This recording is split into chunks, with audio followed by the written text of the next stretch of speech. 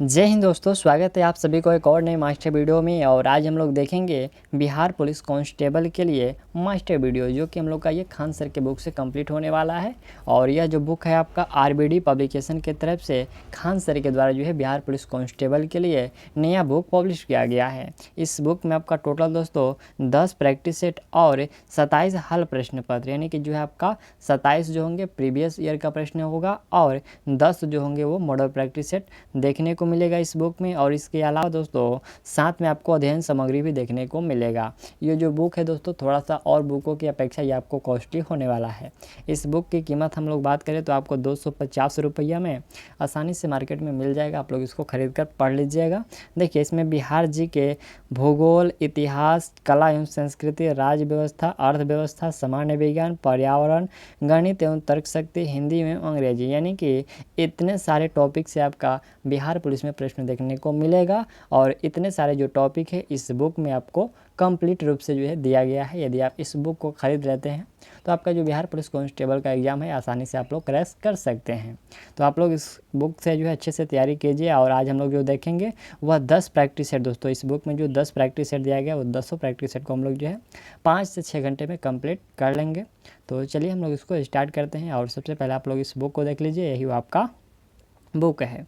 ये रहा बुक का जो कंटेंट दोस्तों। देखिए, इतिहास भूगोल, यानी कि जो इतिहास जो टॉपिक है उससे आपको 1 से लेकर के 44 पेज में जो आपका प्रश्न जो है, प्रश्न नहीं कहेंगे वो दोस्तों, आपको ऑनलाइन जो आपको पढ़ना होता है वो सारे टॉपिक इसमें कंप्लीट हो जाएंगे। यानी कि आप एक तरह से कहिए कि शॉर्ट नोट्स है, ठीक है, शॉर्ट नोट्स है। और भूगोल से भी है 101 से लेकर 80 पेज, यानी कि जो 80 पेज में। फिर आपका भारत का संविधान रहा, अर्थव्यवस्था, इनकी जो सारे टॉपिक का जो शॉर्ट नोट्स है आप लोग इसको पढ़ लीजिएगा यदि आप खरीद कर इसे पढ़ना चाहेंगे तो। इस बुक में आपका जो प्रीवियस ईयर का भी प्रश्न है 2008 से लेकर के 2022 तक जितने भी आपका बिहार पुलिस कांस्टेबल में एग्जाम हुआ है, जैसे कि जो भी बिहार पुलिस का एग्जाम होता है वो सीएसबी के द्वारा कंडक्ट कराए जाते हैं। तो सीएसबी द्वारा जो जितने भी एग्जाम कंडक्ट कराए गए हैं, जैसे हो गया मद्य निषेध, अग्निशमन हो गया, कांस्टेबल हो गया, महिला कांस्टेबल हो गया, इत्यादि सभी का जो प्रश्न है इस बुक में दिया गया है। और इसके अलावा दोस्तों आपको जो है 10 प्रैक्टिस सेट देखने को मिलेगा, ठीक है, देख लीजिए। और चलिए हम लोग इसको स्टार्ट करते हैं। आज हम लोग दोस्तों जो कंप्लीट करेंगे वह आज 10 जो प्रैक्टिस सेट हम लोग इसको कंप्लीट करने वाले हैं, ठीक। यदि आपको इसका पीडीएफ चाहिए तो वीडियो के डिस्क्रिप्शन में टेलीग्राम का लिंक दिया गया है, आप लोग ये टेलीग्राम ज्वाइन कर लीजिएगा। और दोस्तों इस बुक में जो प्रैक्टिस सेट है तो ये हम लोग का प्रैक्टिस सेट 1 है। और इस प्रैक्टिस सेट का एक दोस्तों खासियत है, खासियत ये क्या है कि देखिए यहाँ पर आपका जो है प्रश्न हुआ और जस्ट नीचे इसका जो है इसका व्याख्या भी दिया गया है। तो ये आपको रिवीजन के तौर पर बहुत ही बेस्ट बुक होने वाला है। चलिए हम लोग इसको स्टार्ट करते हैं। पहला जो प्रश्न है कि सिंधु सभ्यता के निम्नलिखित स्थलों में से किस स्थल में गोदी डैकगार्ड होने का जो प्रमाण मौजूद है। तो ये दोस्तों ये जो गोदी डैकगार्ड होने का जो प्रमाण मौजूद है ये आपको लोथल में मौजूद है, ठीक। इसके अलावा फैक्ट देखिए, सिंधु सभ्यता के लोथल में डैकगार्ड होने का जो है परिणाम मौजूद है। लोथल को मिनी हड़प्पा के नाम से भी जाना जाता है। वर्तमान में यह जो है गुजरात राज्य के अहमदाबाद शहर के निकट स्थित है। और सिंधु घाटी सभ्यता के समय लोथल पतन व्यवसाय की दृष्टि से बहुत महत्वपूर्ण था। 1954 में SR राव द्वारा खुदाई की गई थी और यह जो है भोगवा नदी के तट पर स्थित है। तो ये भी आप लोग याद कर लीजिए। एक जो है प्रश्न से आपका कितना जो है प्रश्न मिल गया आप लोग सभी को। एक आप कॉपी और पेन लेकर के जो आप बैठिए और इसको जो नोट करते चलिएगा, ठीक। चलिए दूसरा प्रश्न रहा कि उत्तरी बिहार का प्राचीन नाम क्या था। उत्तरी बिहार का दोस्तों जो प्राचीन नाम था वह वजी था। उत्तरी बिहार का प्राचीन नाम वजी है। उत्तरी बिहार कोसी, बूढ़ी गंडक और जो उनकी सहायक नदियों का जो समतल मैदान है। बिहार के उत्तर में हिमालय पर्वत की नेपाल श्रेणी और दक्षिण से जो है गंगा में मिलने वाली सहायक नदियाँ हैं। बिहार का उल्लेख जो है वेदों, पुराणों, महाकाव्यों आदि ग्रंथों में मिलता है। और प्राचीन जो है बिहार में मगध साम्राज्य के अनेक शासकों और जैन बौद्ध धर्म संबंधित जानकारियाँ ग्रंथों से मिलती है। तीसरा प्रश्न दोस्तों यह रहा कि निम्न में कौन से युग्म सुमेलित है, सही सुमेलित है। जैसे कि डलहौजी जो हो गया सती प्रथा का उन्मूलन से, कॉर्नवालिस जो हो गया यह स्थायी भू बंदोबस्त से, और जो वेलेजली होंगे दोस्तों ये सहायक संधि से, एलायंस से है। और विलियम जो वेटिंग होगा ये रेगुलेटिंग एक्ट से। कौन सा सही होगा दोस्तों, इसमें आपका कॉर्नवालिस ये आपका भू बंदोबस्त और वेलेजली जो कि सहायक संधि, बस यही दो सही है, यानी कि ऑप्शन हम लोगों का डी जो है इसमें करेक्ट होगा, ठीक। देखिए यहाँ पर जो है इसका डिटेल्स देख लीजिए। कॉर्नवालिस जो है स्थायी भू बंदोबस्त ईस्ट इंडिया कंपनी और बंगाल के जिम्मेवारों के बीच पर वसूलने से संबंधित है, जिससे बंगाल में कॉर्नवालिस द्वारा 22 मार्च 1793 में लागू किया गया था। दूसरा है वेलेस्ली, तो इन्होंने जो है इनका संबंध सहायक संधि से है, एक प्रकार का मंत्री संधि थी जिसका प्रयोग जो है 1798 से 1805 तक भारत के गवर्नर जनरल लॉर्ड वेलेस्ली ने भारत देश राज्यों से संबंधित स्थापित करने के लिए किया था। क्रिप्स मिशन का प्रस्ताव कब आया? दोस्तों क्रिप्स मिशन का जो प्रस्ताव है ये 30 मार्च 1942 को आया था, ठीक है, 30 मार्च 1942 को। अगला 5वां प्रश्न है, दिल्ली समझौता किसे कहा जाता है? दिल्ली समझौता दोस्तों ये गांधी इरविन समझौता को कहते हैं। द्वितीय गोलामेज सम्मेलन से पूर्व जो है लॉर्ड इरविन और गांधी जी के बीच में एक जो है राजनीतिक समझौता हुआ था, जिसके अंतर्गत सविनय अवज्ञा आंदोलन को स्थगित किया गया। इस समझौते के अंतर्गत द्वितीय जो है गोलामेज सम्मेलन में भाग लेने महात्मा गांधी जी जो है वो लंदन गए थे। अगला प्रश्न दोस्तों ये प्रश्न रहा कि वह कौन सा अंतिम वर्ष था जब भारत में रेल बजट और केंद्रीय बजट अलग अलग प्रस्तुत किया गया था? वह कौन सा अंतिम वर्ष था जब भारत में रेल बजट और केंद्रीय बजट जो है दोनों अलग अलग जो है प्रस्तुत किया गया था? तो हम लोग का राइट आंसर होगा वह था 2016 का। यहाँ से ऑप्शन ए हम लोग का करेक्ट होगा दोस्तों, वह बजट था 2016 का, ऑप्शन ए करेक्ट है। भारत में रेल बजट और जो केंद्रीय बजट अलग अलग प्रस्तुत किया गया था। 2016 अंतिम वर्ष था और अलग जो रेलवे बजट की प्रथा को मोदी सरकार ने पहले कार्यकाल में ख़त्म कर दिया। 2017 से रेल बजट की घोषणाएं भी आम बजट में ही वित्त मंत्री करने लगे। आम बजट में रेलवे बजट को मिलाने के साथ ही वित्त मंत्री जेटली जो कि अरुण जेटली ने बजट पेश करने की तारीख भी बदल दी थी। आम बजट एक महीना पहले 1 फरवरी को पेश होने लगा, जिसके साथ ही इकोनॉमिक सर्वे भी 31 जनवरी को आने लगा। अगला प्रश्न ये 7वें नंबर है कि 1919 से 20 के दौरान दरभंगा राज्य में किसान आंदोलन का नेता कौन था? तो किसान आंदोलन का नेता स्वामी विद्यानंद थे, ठीक है। 1920 के दौरान दरभंगा राज्य में किसान आंदोलन के जो नेता थे वो स्वामी विद्यानंद जी थे। अगला प्रश्न 8वें नंबर है कि वास्को डिगामा ने समुद्र मार्ग की खोज की थी और वह किया था भारत के, ठीक है। वास्को डिगामा ने समुद्री मार्ग की खोज की भारत के। वास्को डिगामा जो 170 नाविकों और 4 जहाज़ों एक बेड़े के साथ लिस्बन से निकले थे। कहाँ से निकले थे? तो लिस्बन से निकले थे और सन 1947 में 8 जुलाई को पुर्तगाली नाविक वास्को डिगामा अपने जहाज़ से रवाना हुए और 1497 में जो है 8 जुलाई को पुर्तगाल नाविक वास्को डिगामा अपने जहाज़ से रवाना हुए और समुद्र के रास्ते भारत की यात्रा करने वाले पहले यूरोपीय बने। इन्होंने जो भारत तक पहुंचने का जो समुद्री मार्ग बताया था। इनमें से कौन घटना द्वितीय विश्व युद्ध का परिणाम नहीं है? तो ये दोस्तों जो राष्ट्र संघ का गठन है ये द्वितीय विश्व युद्ध का परिणाम नहीं है। 10 नंबर प्रश्न है कि पीपल्स वार ग्रुप संबंधित है। ये दोस्तों नक्सलवाद से, ठीक है, याद रखिएगा। पीपल्स जो वार ग्रुप है ये नक्सलवाद से संबंधित है। पीपल्स वार ग्रुप नक्सलवाद से संबंधित है। पीपल्स वार ग्रुप नामक जो नक्सलवादी संगठन की स्थापना 22 अप्रैल 1980 को, ठीक है, कब? 22 अप्रैल 1980 को आंध्र प्रदेश में कोंडापाली सीतारामैया नामक नक्सली नेता ने की थी। पीपल्स वार ग्रुप का जो है वर्ष 2004 में मार्क्सवादी कम्युनिस्ट पार्टी में विलय होगा। इसका विलय किस में हुआ? तो मार्क्सवादी कम्युनिस्ट पार्टी में। भारत का संविधान सभा के द्वारा डॉट को अपनाया गया था। तो यह 26 नवंबर 1949 को अपनाया गया था। कब? 26 जो है नवंबर 1949 को, और ये 26 जनवरी 1950 को प्रभावी हो गया, यानी कि जो लागू हो गया। चलिए अगला प्रश्न ये रहा 12 नंबर प्रश्न कह रहा है कि भारतीय संविधान को संविधान सभा ने कब पास किया? तो 26 नवंबर 1949 को दोस्तों पास किया। और दोस्तों आप लोग जो है एक काम यहाँ पर जो व्याख्या दिया गया है थोड़ा आप लोग इस पर भी ध्यान देते चलिएगा, ठीक है। तो ये 26 नवंबर 1949 को जो है पास किया गया और ये 50 को प्रभावी हुआ। अगला प्रश्न 13 नंबर प्रश्न रहा कि किस संविधान से भारत ने राज्य के नीति निर्देशक तत्वों के विचार को अपनाया? तो यह अपनाया गया आयरलैंड के संविधान से, ठीक है। जो नीति निर्देशक के तत्व हैं ये आयरलैंड के जो संविधान से अपनाया गया। यह जो संविधान के भाग 4 में दिए गए राज्य को यह लागू करने के लिए बाध्य नहीं किया जा सकता है, ठीक। 14 नंबर प्रश्न रहा है कि निम्नलिखित में से किस विषय पर केंद्रीय और राज्य सरकार दोनों कानून बना सकते हैं। दोनों दोस्तों ये कानून बना सकते हैं समवर्ती सूची विषय पर, समवर्ती सूची विषय पर जो है दोनों कानून बना सकते हैं, राज्य और केंद्र। 15 नंबर प्रश्न रहा कि निम्नलिखित में से कौन सा एक युग्म जो है सही सम्मिलित है। इसमें से जो आपका दिया गया है अनुच्छेद 15 ध्यान दीजिएगा, यह राज्य द्वारा किसी प्रकार के भेदभाव के विरुद्ध जो है गारंटी का जो है ऑप्शन बी हम लोग का करेक्ट होगा। अनुच्छेद जो 17 के तहत यहाँ पर दिया गया है, अनुच्छेद 17 के तहत जो अस्पृश्यता को समाप्त कर दिया गया, ठीक है। अनुच्छेद 17 के तहत अस्पृश्यता को समाप्त कर दिया गया। अस्पृश्यता से उत्पन्न किसी भी यहाँ पर जो विकलता का प्रवर्तन कानून के अनुसार एक दंडनीय अपराध होगा। और अनुच्छेद जो 15 में धर्म, जाति, लिंग और जन्म स्थान के आधार पर किसी भी नागरिक के साथ व्यवहार नहीं करेगा। फिर यहाँ से अनुच्छेद जो 14 कहता है ये राज्य में, अनुच्छेद 14 में जो राज्य कानून के समक्ष किसी व्यक्ति की समानता या फिर भारत के क्षेत्र के कानूनों के समान संरक्षण से इनकार नहीं करेगा।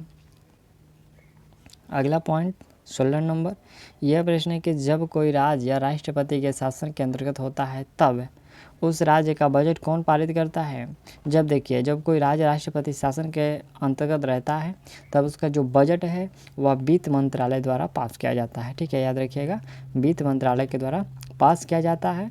अनुच्छेद 356 के अंतर्गत राज्य में राष्ट्रपति का जो शासन लग सकता है, ये भी याद रखना है। अनुच्छेद 356 के तहत जो है राज्य में राष्ट्रपति शासन लग सकता है।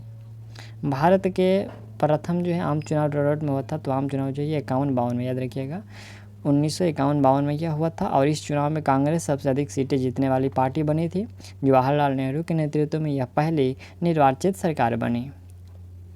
अगला प्रश्न ये कह रहा है दोस्तों 18 नंबर की पंचायत समिति के सदस्य अक्सर डॉट वर्ष के लिए जो है चुने जाते हैं। तो पंचायत समिति के जो सदस्य हैं दोस्तों ये 5 वर्ष के लिए चुने जाते हैं, ठीक है, ऑप्शन बी करेक्ट होगा,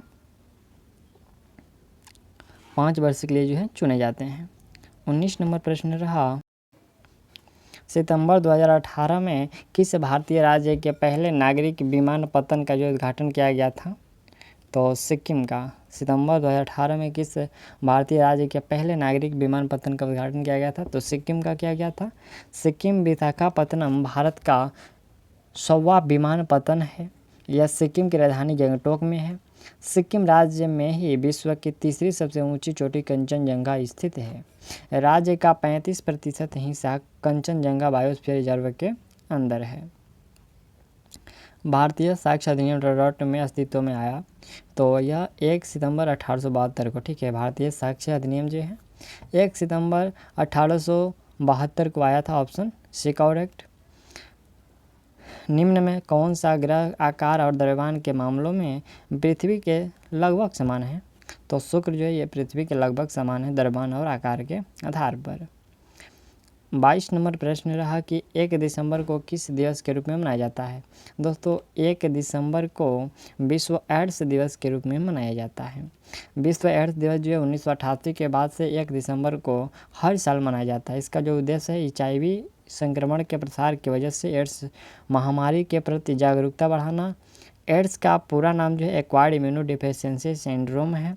HIV जो है वो होता है आपका HIV जो होता है ये ह्यूमन इम्यूनोडेफिशिएंसी वायरस के कारण यह होता है, ठीक है। अगला प्रश्न 23 नंबर प्रश्न है कि लवणी किस भारतीय राज्य का प्रसिद्ध लोक नृत्य है।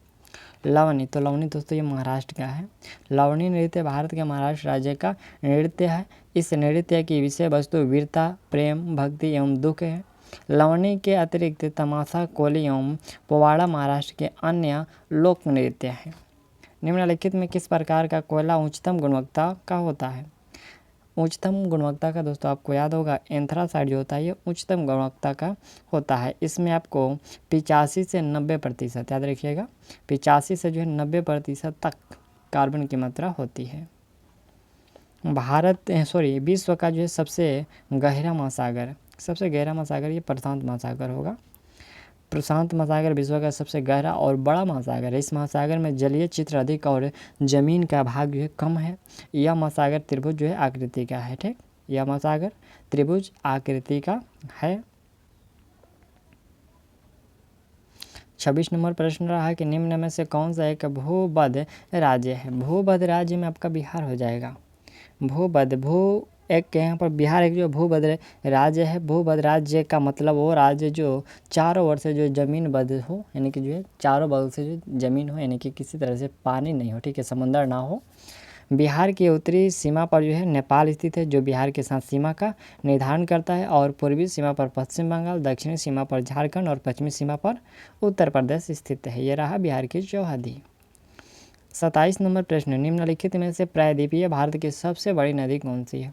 दोस्तों, प्रायद्वीपीय भारत की सबसे जो बड़ी नदी की बात करें तो वह है आपका गोदावरी। ऑप्शन बी, गोदावरी नदी। गोदावरी नदी को 7 पवित्र भारतीय राज्यों में से एक माना जाता है। यह नदी भारत की दूसरी सबसे लंबी नदी है। इस नदी के तट पर प्रत्येक जो 12 वर्ष के बाद एक प्रमुख स्नान पर्व आयोजित किया जाता है। इस नदी की जो लंबाई है 1465 किलोमीटर है। यह महाराष्ट्र के नासिक जिले में जो है पश्चिमी घाट से उत्पन्न होती है, और अपने विशाल आकार तथा जो है विस्तार के कारण यह प्रायः वृद्ध गंगा तथा दक्षिण गंगा के नाम से पुकारी जाती है। इसका जो है अपवहन क्षेत्र 2,12,812 वर्ग किलोमीटर है। इसका जो अपवहन क्षेत्र है ये 2,12,812 किलोमीटर है। 28 नंबर प्रश्न रहा कि किस बहुउद्देशीय नदी घाटी परियोजना का निर्माण महानदी पर हुआ है। तो हीराकुंड का जो निर्माण है ये महानदी पर हुआ है। ऑप्शन बी, महानदी पर। हीराकुंड नदी जो है घाटी परियोजना का निर्माण महानदी पर हुआ। इसका निर्माण जो ओडिशा के मुख्यमंत्री बिजू पटनायक द्वारा करवाया गया था। बिजू पटनायक द्वारा करवाया गया था। किस भारतीय राज्य में सार्वजनिक क्षेत्र में वन स्थित है। दोस्तों, सार्वजनिक क्षेत्र में जो वन स्थित है ये है आपका महाराष्ट्र में। ऑप्शन डी, महाराष्ट्र में। 30 नंबर प्रश्न रहा कि मध्य प्रदेश में खेती की कृषि विधि झूम कृषि को डॉट भी कहा जाता है, यानी कि जो झूम कृषि को मध्य प्रदेश में किस नाम से जानते हैं, तो इसे जो है दहिया के नाम से जानते हैं, ठीक है, दहिया के नाम से। राष्ट्रीय खाद्य सुरक्षा मिशन का लक्ष्य निम्नलिखित में से किन उत्पादों के उत्पादन को बढ़ाना है। तो यह दोस्तों चावल हो गया, गेहूँ हो गया, दलहन हो गया और मोटे अनाज, इन सभी को जो है उत्पादों के उत्पादन को बढ़ावा देना होता है। ये राष्ट्रीय खाद्य सुरक्षा मिशन का लक्ष्य। Option D correct. इसमें फल नहीं आते हैं, चावल, दलहन, मोटे अनाज। चलिए अगला प्रश्न है कि जनगणना 2011 के अनुसार निम्न में से किस राज्य का जो जनसंख्या घनत्व सबसे कम है। सबसे कम जो जनसंख्या घनत्व है 2011 के जनगणना के अनुसार, और वह है कम हम लोग का मेघालय का जो है 2011 के सबसे कम जनसंख्या घनत्व मेघालय का है, और सबसे अधिक जो है दिल्ली का है, ठीक है, ये भी याद रखना है। ये सबसे अधिक जो है कहाँ का है, तो दिल्ली का, कम मेघालय का। भारत के भुगतान संतुलन के चालू खातों में रुपये की जो है पूर्ण परिवर्तनशीलता कब हुई। पूर्ण परिवर्तनशीलता जो है कब हुई, तो यह 19 अगस्त 1994 को हुई। 19 अगस्त 1994 को। अगला है कि बैंक नोट प्रेस कहाँ स्थित है, तो ये देवास में है, ठीक है, देवास मध्य प्रदेश में बैंक नोट प्रेस स्थित है।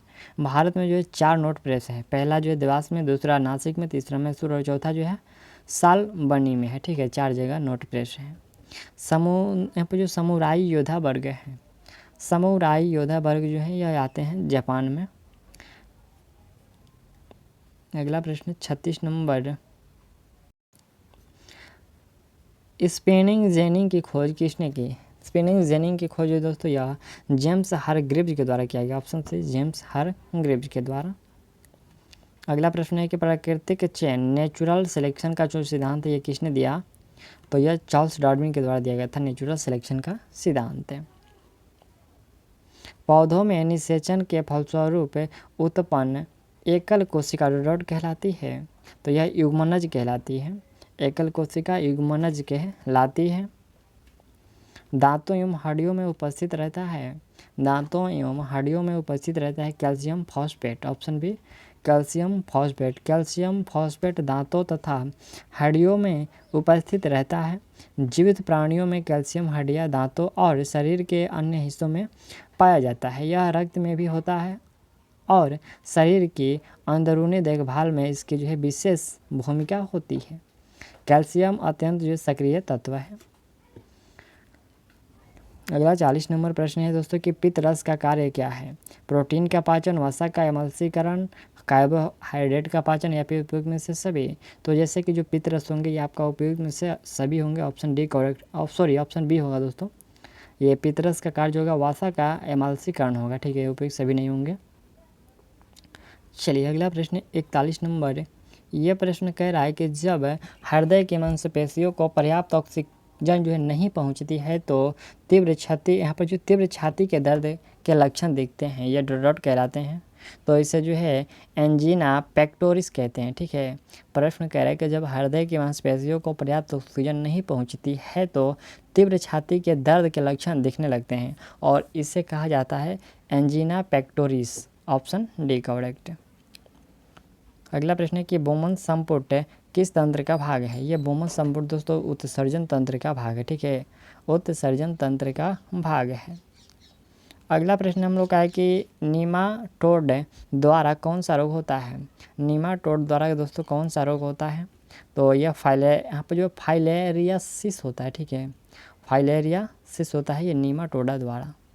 फाइलेरिया एक जो परजीवी बीमारी है जो कि एक फाइलेरियोइडिया प्रकार के राउंड वर्म के संक्रमण से होता है। यह खून के लथपथ कीड़े जैसे काली मक्खियों और मच्छरों द्वारा फैलते हैं।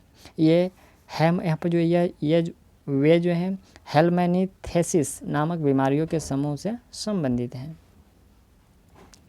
अगला है कीट निम्नलिखित में से संबंधित हैं, तो ये आपको एनिलिडा के अंतर्गत आते हैं। जो भी कीट होते हैं वह एनिलिडा के अंतर्गत आते हैं।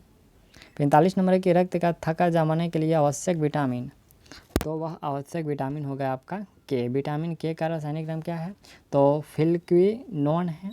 फिल्क्विनोन है और यह वसा में घुलनशील है। इसके द्वारा लीवर में जो है प्रोथ्रोम्बिनोन का जो है निर्माण किया जाता है जो रक्त का थक्का जमाने में सहायक करता है। इसके मुख्य स्रोत हरी सब्जियां हैं। वायुमंडल में पर्याप्त मात्रा में पाया जाने वाला गैसीय मूल्य तत्व कौन सा है, तो वह है नाइट्रोजन, ठीक है, ऑप्शन है नाइट्रोजन, ठीक। ये आपको वायुमंडल में 78.094% बनता है, ठीक। श्यानता गुणांक का बीमा सूत्र, श्यानता गुणांक का बीमा सूत्र दोस्तों क्या होता है, यहाँ पर ऑप्शन ए देख लीजिए। कोष्ठ में M1 L1 यहाँ पर जो L इन्वर्स 1 और T इन्वर्स के पावर 1 और कोष्ठ 1 यानी कि ऑप्शन ए जो है ये श्यानता गुणांक का बीमा सूत्र है।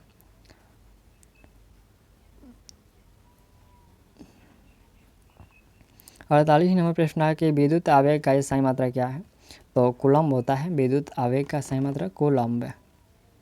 अगला है कि एक यहाँ पर जो है अश्व यदि एकाएक चलना प्रारंभ कर देते हैं तो अश्वरोही के पीछे की तरफ गिरने की जो है आशंका का क्या कारण है, तो विराम जड़त्व है, ठीक है, ऑप्शन सी विश्राम जड़त्व है। अश्व यदि एकाएक चलना प्रारंभ कर दे तो जो अश्वरोही होते हैं यानी कि जो घोड़े पर सवार व्यक्ति होते हैं उनको गिरने का जो है कारण होता है ये विश्राम जड़त्व।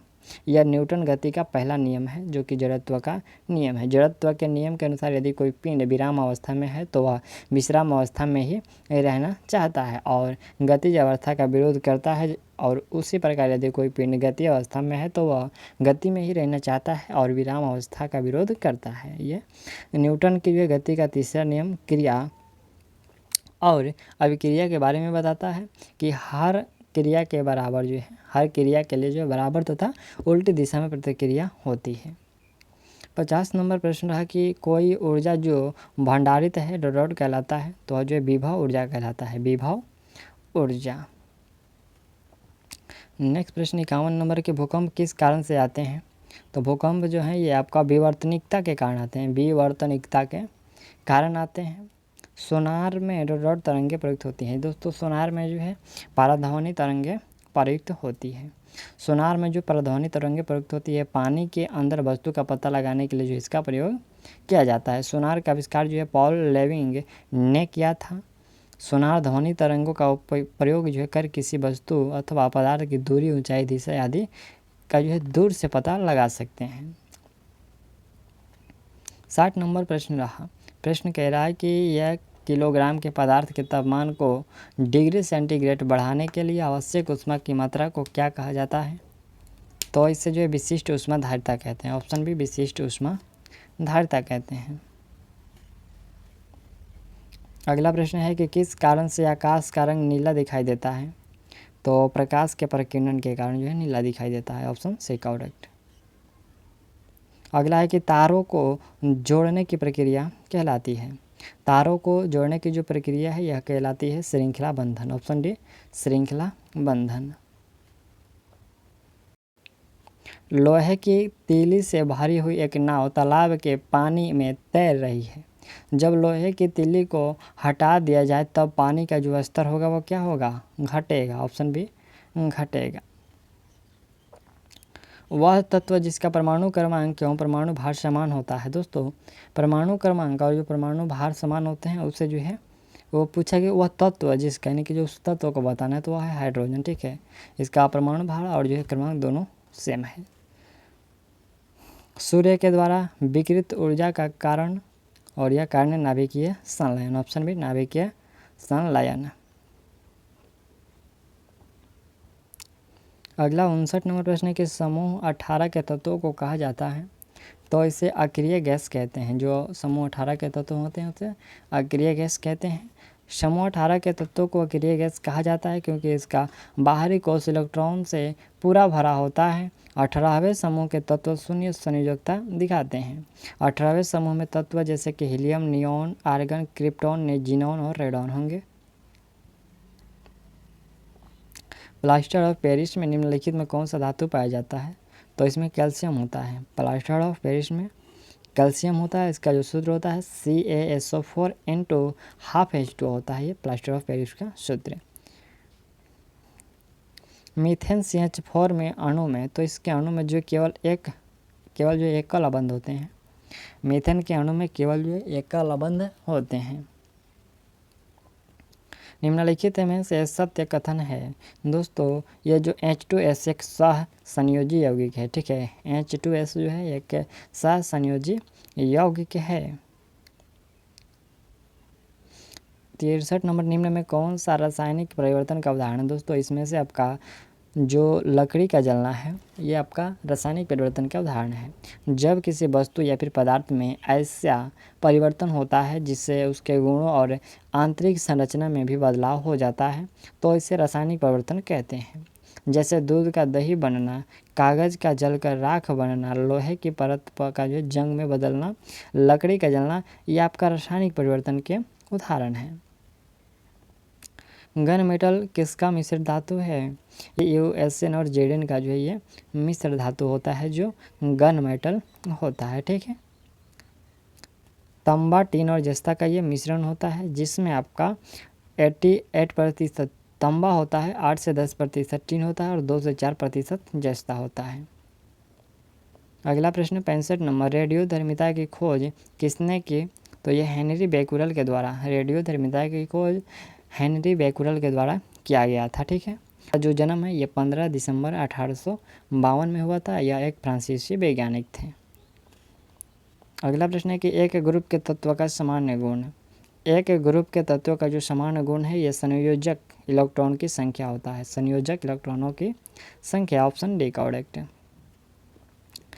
अगला प्रश्न दोस्तों ये 67 नंबर जो ये आपका हिंदी से प्रश्न स्टार्ट हुआ। प्रत्येक सेट में आपको जो है 7 से 10 जो प्रश्न होंगे वो हिंदी से होंगे, 7 से जो 10 प्रश्न होंगे वो आपका अंग्रेजी से होंगे और 7 से जो 10 होंगे वो आपका गणित से प्रश्न देखने को मिलेगा।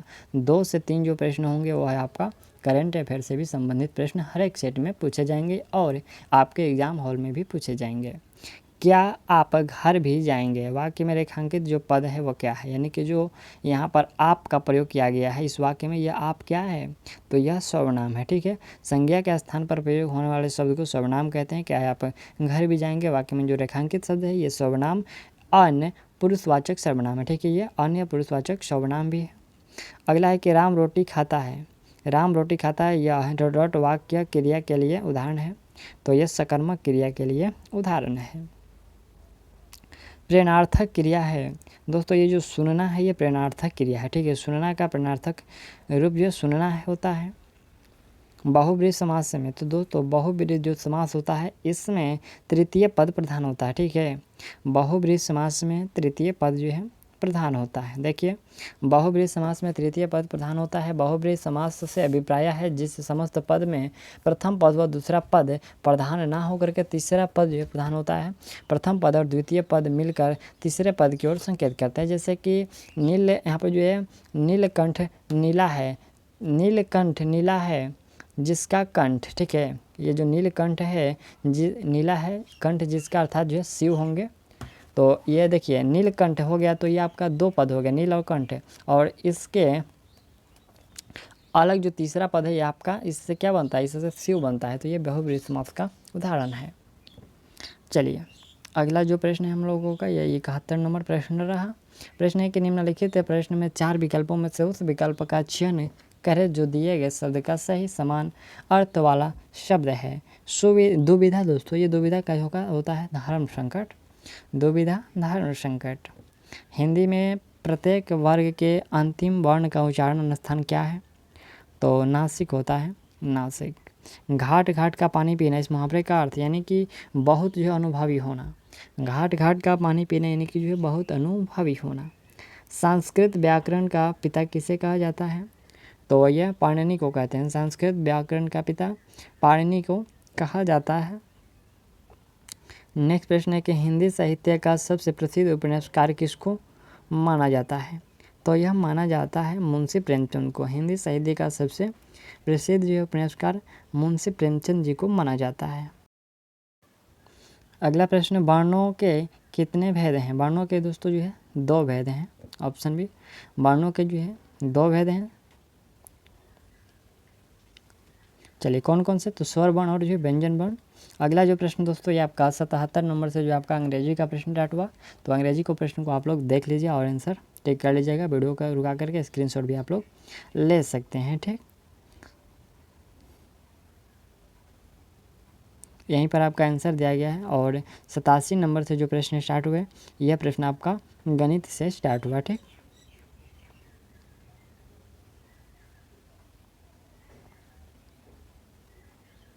छियानवे का राइट आंसर सी।